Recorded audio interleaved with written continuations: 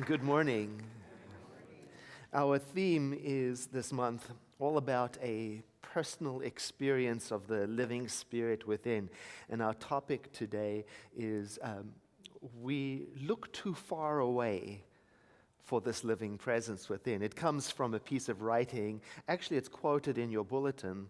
It captures this idea that sometimes when things get excited like they do in the holiday season or super busy, we can start to look everywhere else for the living spirit except real close, like within us. It's a really good reminder for this time of year to stay close to that personal experience of the divine. And if that's something that's on your intention list for the holy season, as you heard from Chelsea, our host, we've got all kinds of amazing services to help you do just that. And for the benefit of our video viewing audience, you can find out information about our services on our website at www.cslsr.org.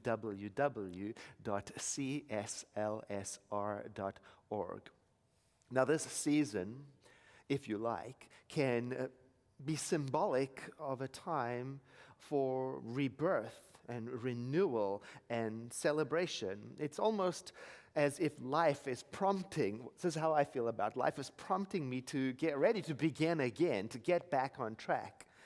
Kind of like nature is, shortly after the solstice, it's going to start that slow move towards the lengthening of the days. I like that. And at the center for spiritual living, we tell this story of renewal by means of the Christmas story sometimes, both to honor the birth of the teacher Jesus of Nazareth and also to have a personal recommitment to staying aware of that presence of spirit within us, to let it guide us to our own new beginnings. Now, that presence within, at Christmas time, we call it the consciousness of Christ within, in honor of what Jesus of Nazareth taught us about the close personal relationship of that spirit within us. And at our candle lighting services, we each get an opportunity to light a candle as a symbol of our intention to let that consciousness, burn like a light in our hearts for one more year. It's a beautiful ceremony. And there are other beautiful practices that take place at this time of year in different faith traditions, like, for example, the Jewish holiday known as Hanukkah. I think it's pronounced Hanukkah, but I'll say Hanukkah today. And some people wrongly think that Hanukkah is the Jewish equivalent of Christmas, which it's not. Not at all. No. It's a Jewish holy season that commemorates an ancient story, a story about not giving up in the face of oppression, even when things look hopeless.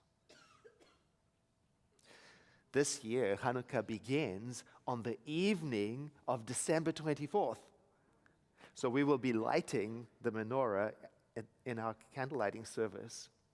It begins with the lighting of the first candle on the traditional candelabra called a menorah, the central candle surrounded by 8 around it, and it continues all the way through January 1st. Now, this 8-day-long holy season is also known as the Festival of Light, because it commemorates a miracle of light that took place in the history of the Jewish people during a time when they were faced with a very difficult moral and ethical choice.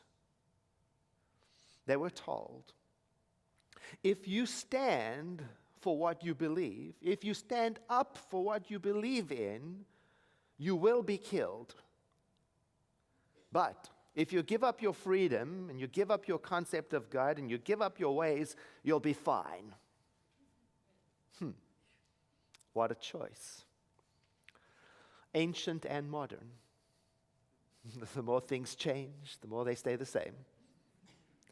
Now, here's the story as best as I can tell. Now, keep in mind, I'm not Jewish, so please forgive me for any inaccuracies. About 167 years before our common era, all of the world was under the rule of King Antiochus Epiphanes. And King Antiochus had an idea that the whole world ought to be united under his rule. And the way he was going to do it was by adopting the Greek language as the universal language and culture for all of his kingdom. In fact, he insisted on it. He made it law. It's the Greek way or the highway. But something always goes wrong when a government tries to marginalize or destroy a culture.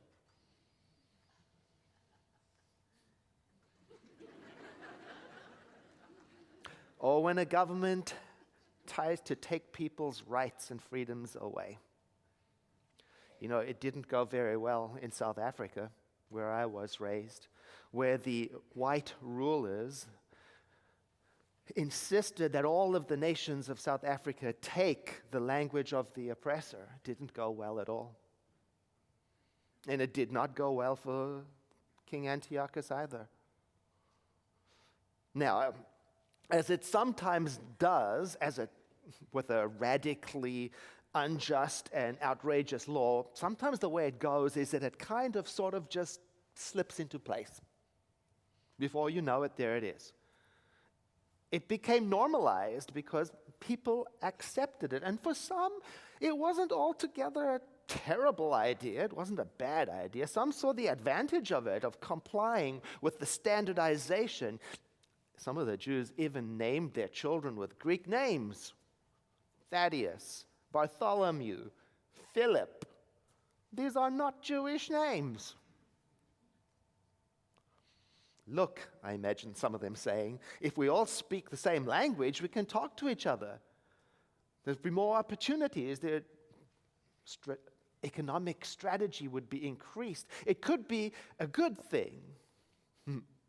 Thinking about this standardization got me to thinking about the first time I went to Hong Kong. In Hong Kong, there is this super long escalator that goes, I think it may be the world's longest escalator that goes to the top of a mountain. It's an outdoor escalator, and it was really exciting to go up the top, and I got to the top, and there was a Starbucks. I was both thrilled and kind of disappointed. And it reminded me of traveling to so many other countries and starting to notice the appearance of McDonald's, 7-Eleven, Starbucks, Coca-Cola, and other signs of the American culture spreading across the world, just happening. Well, you don't have to go to the rest of the world to see it. Just visit any mall in America, and you see they're the same. I guess on one hand, there's the convenience of familiarity gained, but on the other hand, there is this loss of character and authenticity. It's the leveling out of things into ordinariness. I think it might be what happens when diversity is no longer valued or protected or preserved. Then a horrible sameness creeps in, and non-compliance with the sameness can be a difficult thing. You can see it in our airports in America. Major city airports are all the same. No matter what the city is, it seems they all have the same booksellers, the same fast food vendors, the same travel electronic device vendors, the same coffee shops, the same. In our story about history, the standardization of the economy wasn't the real problem. Oh no. The real problem showed up when this king, Antiochus, started to tell the people, so good, now you're talking Greek, now you need to adopt the Greek culture also. You have to think Greek, be Greek, worship in the Greek style.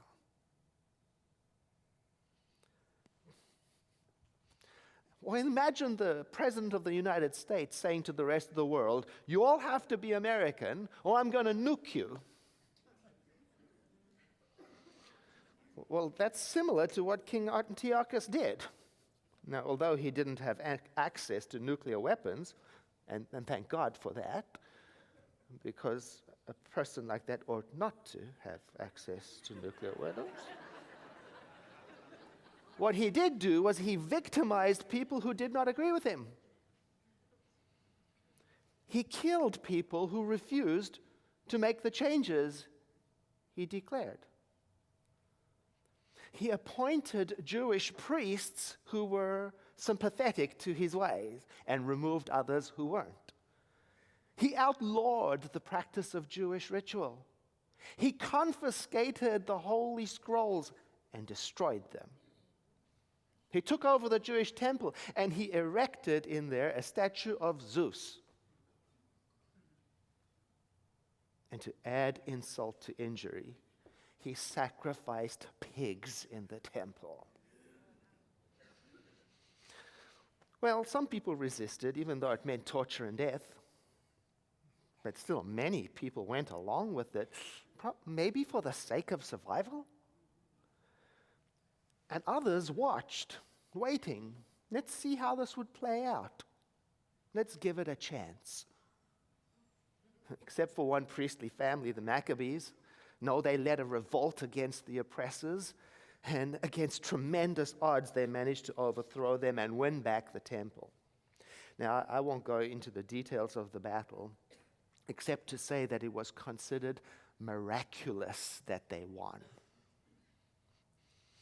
And as astonishing as their triumph was, something even more amazing was to come.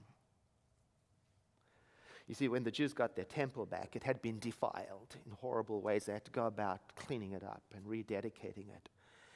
And the oppressors had extinguished the temple lamp. Now, why is that so important? Because it was a symbol. It was a symbol of the eternal presence, and it was supposed to be lit forever. It was a symbol of holiness. It was a symbol of the presence of the divine. It was a symbol of guidance. It represented goodness, so it was very meaningful to people who came to the temple. So relighting it was deeply emotional and healing, except for one tiny little problem. They could only find one small container of olive oil to light the temple menorah, enough to last maybe only one day. And everybody knew that they couldn't make any more oil. Everybody knew it takes, you don't make oil overnight. It's going to take longer than a week even. And the city was in ruins from the conflict. What were they to do? So they prayed. And they gave thanks for what they had. And they used it. And with all of the dignity they could muster, they lit the temple flame. And the miracle of Hanukkah is that this flame burned and burned and burned and burned and lasted for 8 days, which is why during the season of Hanukkah, a new candle is lit every single night until all 8 candles are lit.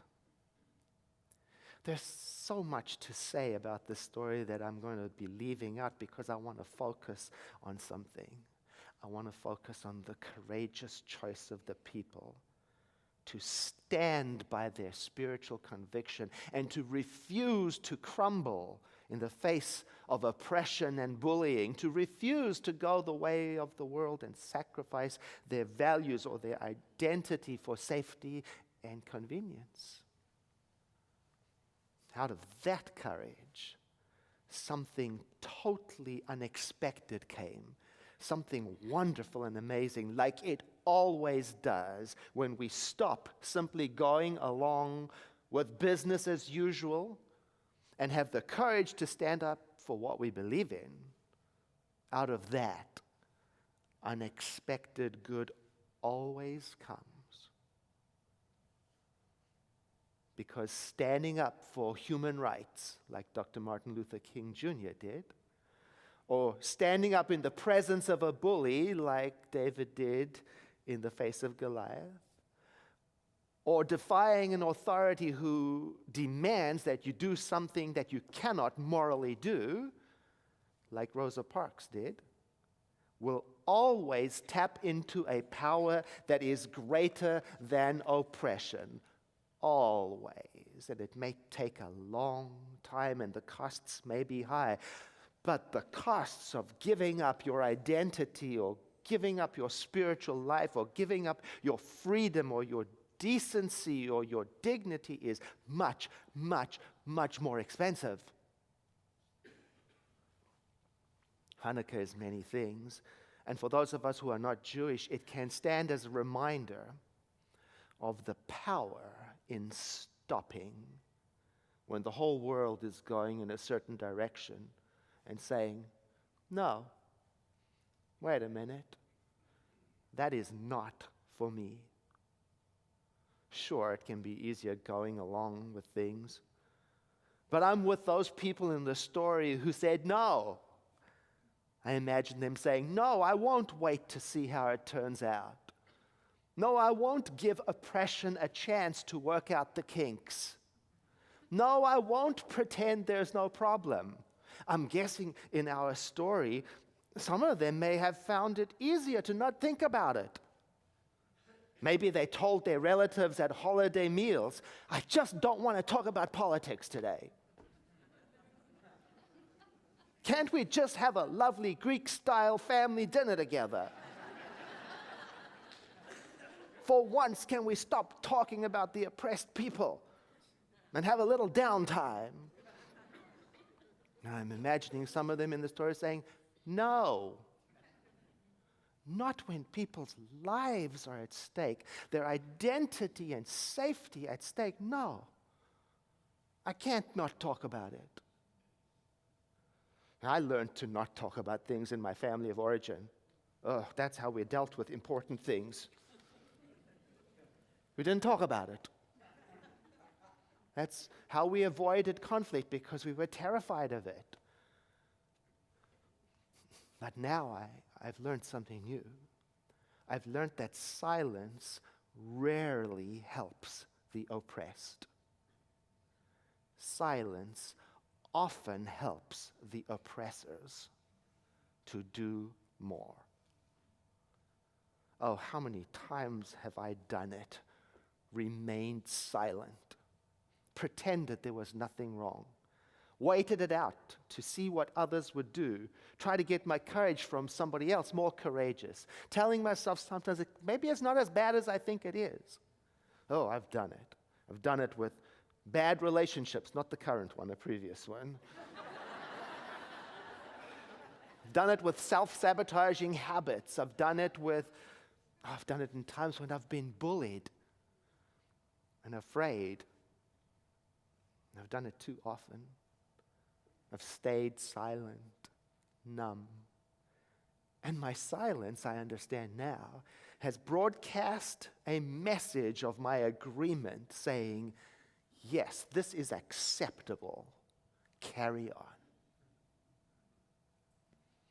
Now, the first action I'm going to ask you to consider today is this: to look into your life, into your world, to ask yourself, is there something going on that I am not acknowledging is a problem?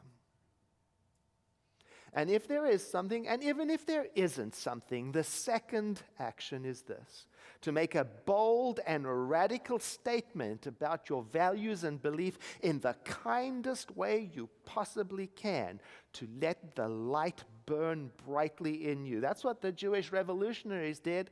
They cried out their allegiance to the spiritual truth of their heritage. Sometimes I think you and I have to be bold like they were when saying no to something, and as bold when we are saying yes to what we stand for, whatever it is that we stand for, and to let our hearts cry out with allegiance to that. Something like, I stand for inclusivity, I stand for compassion, I stand for religious freedom, I stand for equality, I stand for justice, and I stand for a world that works better for everyone. Oh, it takes courage to declare and affirm that, because it doesn't match what the world looks like. But it does match something inside of you, something inside of your heart.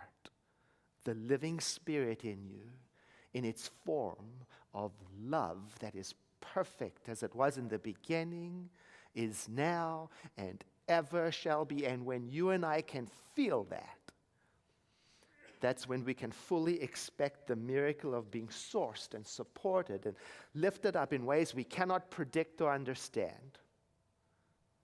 That's why I intend to live my life guided by it and nothing else.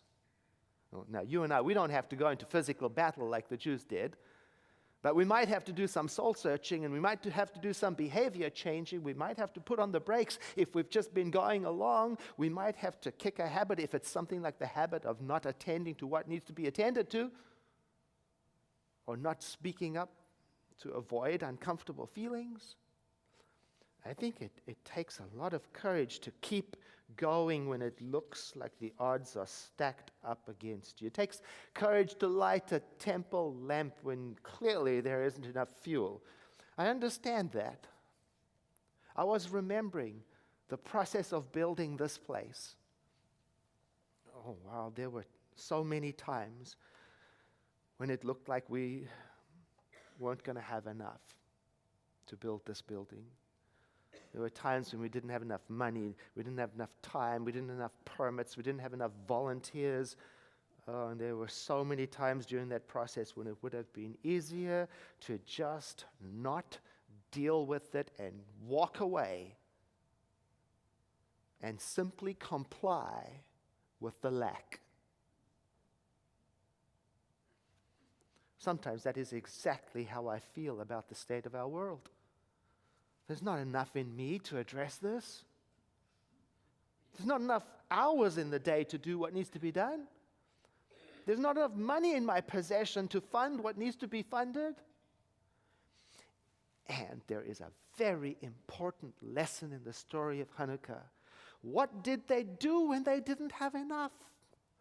What did they do? I'll tell you what they did. They used what little they did have, and it was extended miraculously. That is the message. If you have some love in you, express it. If you have some joy in you, let it out. If you have some power left in you, use it. If you have some courage, share it. If you have some light in you, burn it, and it will be extended miraculously by the living Spirit within you, which is infinite and not limited by any external circumstance. Don't wait until you've got enough. That's how we light the menorah in our hearts, by using what gifts we do have, whether it seems like it is enough or not, whether we can see our way through to the end or not. Because that's the way we open ourselves to the possibility of unexpected help, inexplicable goodness, powerful renewal, and the strength to carry on. As one Jewish scholar wrote, by lighting the menorah, we ignite the flame in our souls, that spark that cannot be extinguished, the one that will burn, not for 8 days, but for eternity. I invite you to breathe in with me and exhale together as we enter into a moment of prayer together, as each one of us turn our attention inward and consider the infinite one in whatever way best match our understanding. Whether we call it the light of the universe, or the mind of creation, or the ground of all being, or the infinite one, it's all pointing to this felt experience of union in the divine, where we feel our oneness with creation and each other. And from this felt sense of oneness, we're allowed to rise up in us a declaration of our connection to all beings. We're allowed to rise up in us our reverence for life. We're allowed to open our compassionate hearts, and we allow our minds to be clarified by that which we are contemplating, the truth of being.